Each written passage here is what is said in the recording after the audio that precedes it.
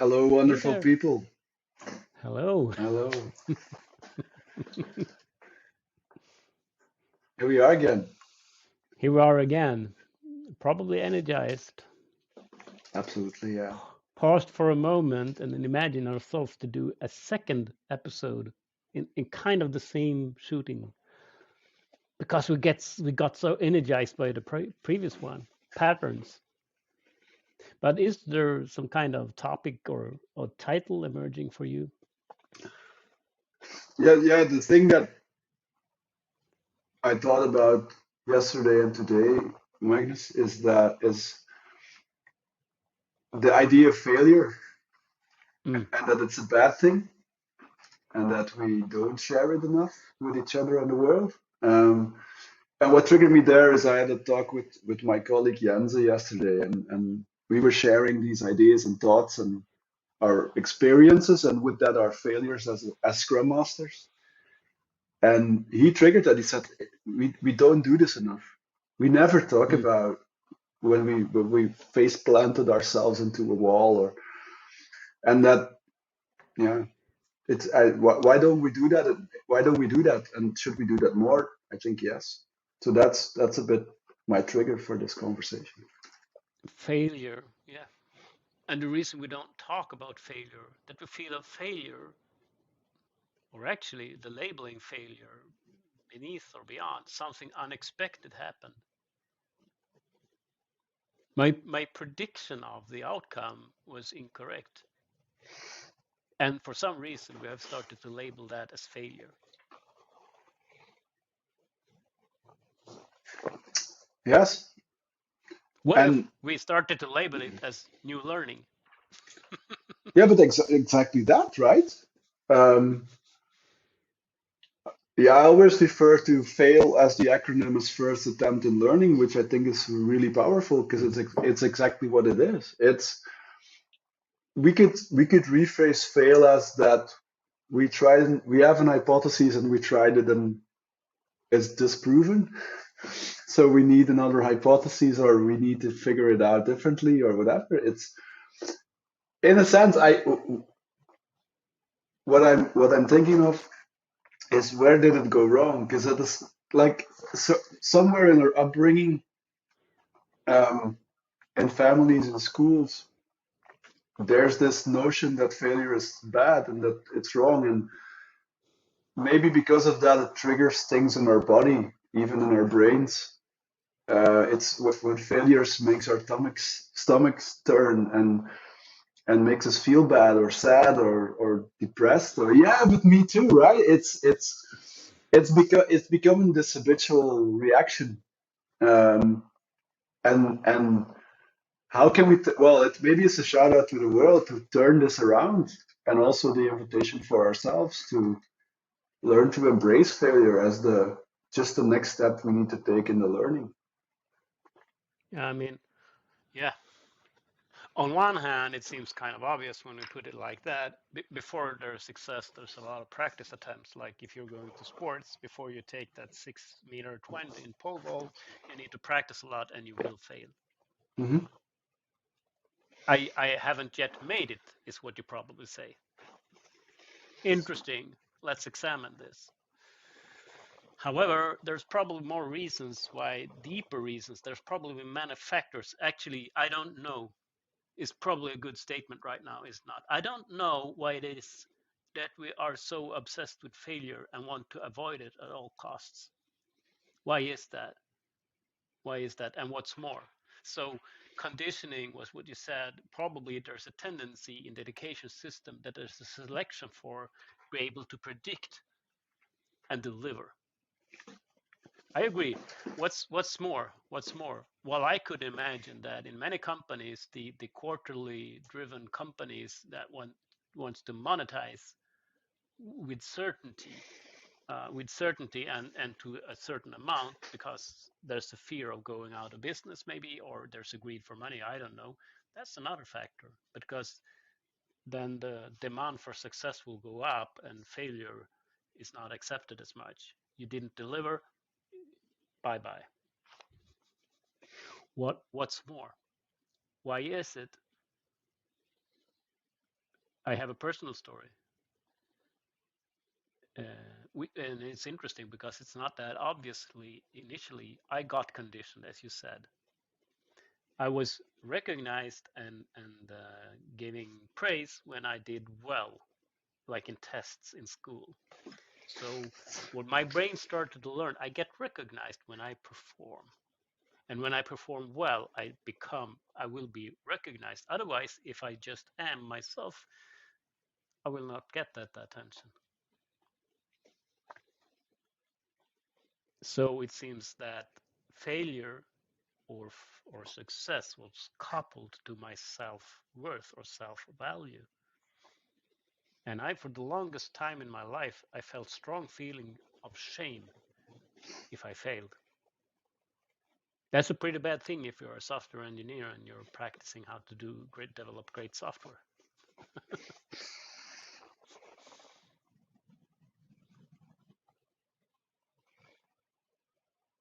Yeah, I can only say I recognize that. It's if I think about it, to couple that to a personal story of myself, somewhere somewhere in growing up, I learned to hide failure. When things went wrong, I the first thing my brain did was look for excuses or even lies to cover stuff Yeah, up. yes. Or hiding. Yeah, hiding, and I don't know where it clicked or when it happened, but at a certain point, I spoke, like I told the truth, and I didn't die from it. So, yeah, but that's the thing, right? Nobody killed me or left me alone or said you're a very, very bad person for failing. And I think that first time where I was courageous and vulnerable to speak the truth of my failure, that was an epiphany. That's when I Mhm. started to be more open about it. And then through the years and reading and all of that and experiencing that it also in a work environment, we start, yeah.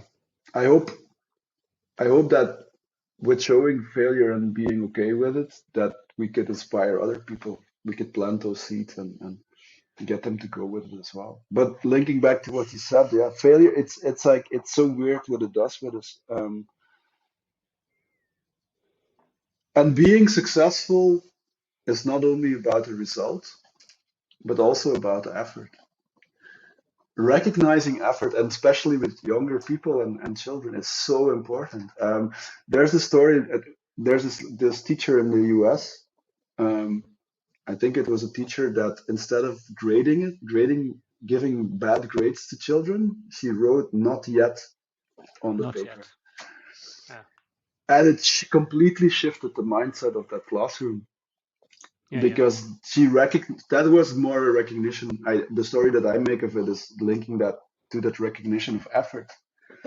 You might have studied for 3 hours yesterday and still you had a bad score, but I recognize your effort and say you're not there yet. Keep going. Hmm. Um, You're still learning. You're yeah, still improving. Yeah. exactly. Yeah, and so before there's many things to unpack here. It's different in different cultures, in different countries. Gert Hofstad, the intercultural communication, looked that up.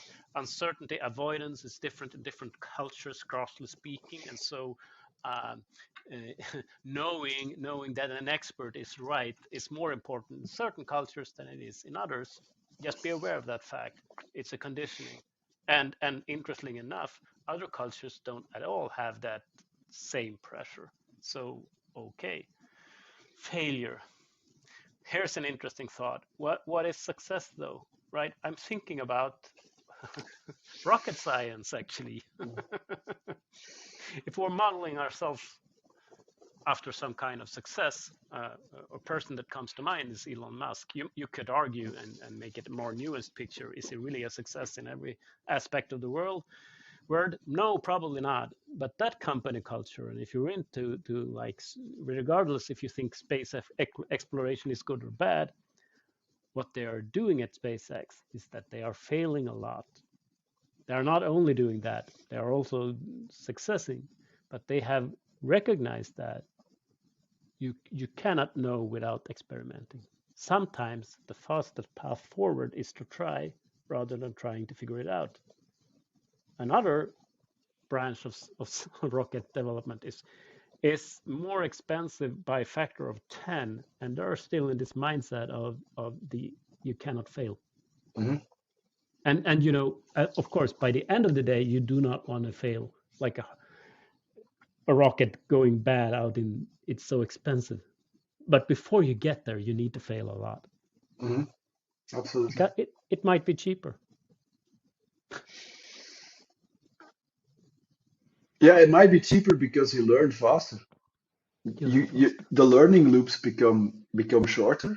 Okay, the learnings maybe are smaller steps, but instead of this one big step, maybe one big step at the end, after like small failures in a period of 3 years' time brings you more learning than one huge failure after 3 years, right? It's the same Mm. with delivering incremental value, but then it's incremental learning from failure, if you like. Absolutely. Okay. Yeah.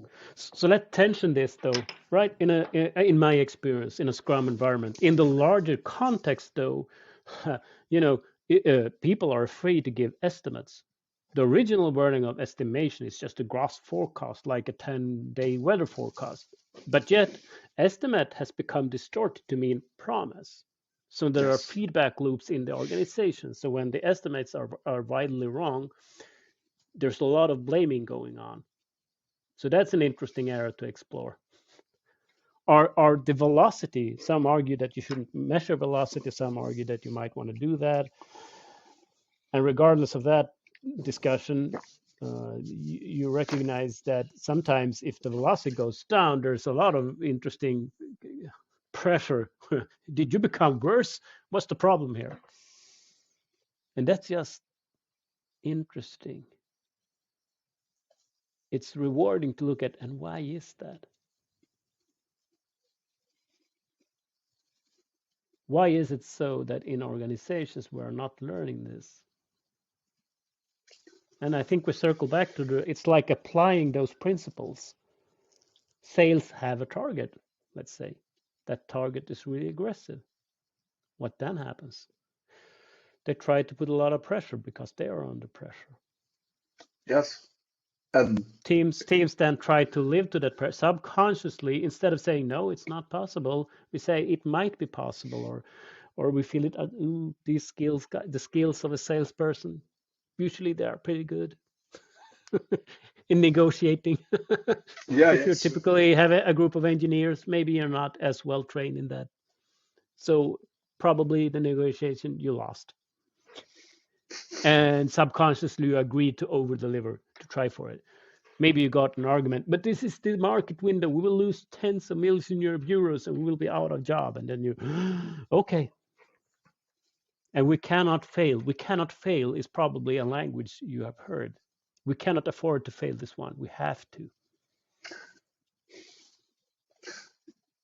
And sometimes that's true, but maybe most of the time it's not. Um, there's so many things in what you just said, Magnus. It is. That's why I. I was triggered by the whole sales thing, and for me, that's about how we incentivize today in organizations as well. I mean, I can't. I've learned not to blame the sales guy because I know that at the end of the quarter, there's a bonus waiting for him or her, or not. It's like if that person doesn't make that target, it literally costs them money, and it becomes a very personal driver to get us to that deadline or to deliver that. And that like that person's failure to not get that bonus becomes the team's failure to not deliver something on time, which is really it's kind of awkward and maybe sad in a way. But so opening up, I would a couple of years ago, I was still really thinking like the bad salespeople, but it's not those people's fault. It's the system. They're just the product of the system that they're in, and what I want to invite people to do, and that's the invitation to you listeners and viewers as well, is to open up that conversation. Maybe we're not going to change that straight away because it's going to have to change HR policies and how salespeople are paid everywhere. But open up that conversation. Like, why is it so important that you make it? Is it really do or die, or is it do or no bonus for you? I mean, that's the thing. But having that conversation, creating the transparency, that vulnerability, and then seeing how can we match those things. Hmm. Like what you are asking is too much. We will not make it. You can put pressure on us as much as you like, but we know from empirical evidence, because we're talking Scrum, right? We have some empirical data that shows us that with that estimation that we won't probably will not make it. There's only a 60% or 50% chance that we won't make it. But what can we do to still win together and then overlook the word failure and look at winning together? Yeah, we have not yet, instead of we failed. Hmm. Yeah. You talked about Toyota and how long time it took to develop the Toyota production system and become a market leader, and to learn scientifically to know to navigate emotions. Emotions are pretty strong and high, and to be able to relate those emotions and not be victimized of them, rather maybe use them as a power. Hmm. So instead of having a very emotional organization where conflict is never resolved in a constructive way, so failure and saying, I don't know. Why is it that you failed the deadline again? I don't know. Because maybe you can start to open up a conversation. It was an unreasonable wishful thinking to begin with. Or we didn't float the entire pressure put on the system. We single out the particular case, and it's like, yeah, it's plausible if we have nothing else.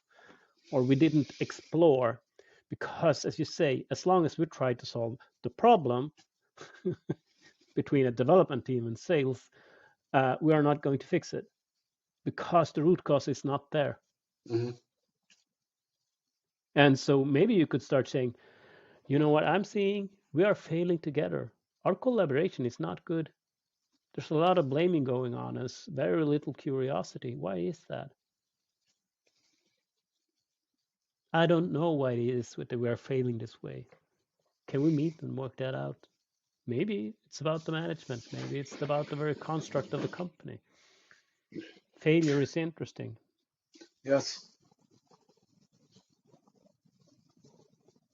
And leaving the space to explore the failure and see what we learned from it, and see also what's this next small step we can take to do better Mm. next time. Yeah.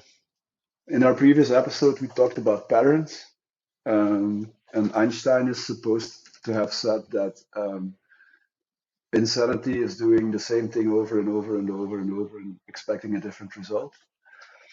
So if you reach that failure point, that tension, that blame game, that whatever is happening in an organization, the first step for me to breaking that is to push the pause button or the stop button and say, now we're going to sit together and Hmm. investigate this and see what comes out and where the true root cause is and what we can do instead of losing in opposites and trying to go and win together. Yeah. And the reason why it's hard to work the failure in the heat of the moment is that there are a lot of shaming and emotion going on. And the natural tendency is to try to get out of that, to fix that uncomfortable feeling, because at the end of the day, there's actually deeply rooted biological things, such as I want to belong to the group. If I fail, I want to fix that so I can continue to belong. But what that means is that you're probably jumping to conclusions and are not looking at it. Yeah, and There's typically a lot of stress involved when there's failure and jumping to conclusion, or grossing over and not really trying to learn. So if you're a scrum master, for instance, a great service is to try to figure out, how can I bring down the pace now so that people's brains can slow down and relax. And when they relax, they can connect back to curiosity. What are some causes for failure? What is it that we didn't know that might be one of the factors for the failure?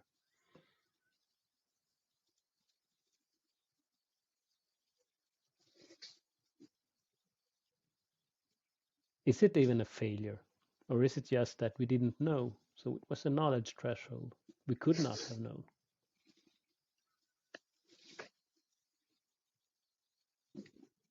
That's a nice. That's a nice conclusion for today, for the recording. Failure is the next knowledge threshold that we have just reached. Hmm. I like that Yeah, one. yeah, exactly. That's a wrap. If you wanna bottom out at a certain level of performance, do consider failure as a problem. But if you want to excel and become the best of the best, failure is your learning opportunity. It's just a knowledge threshold. You have not yet learned.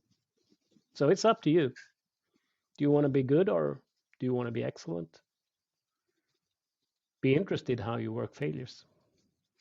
Yeah, share your failures if you want. Hmm. It's really Well, helpful. absolutely. All right. I try to do that. I try to do that on LinkedIn, by the way. I'm not perfect.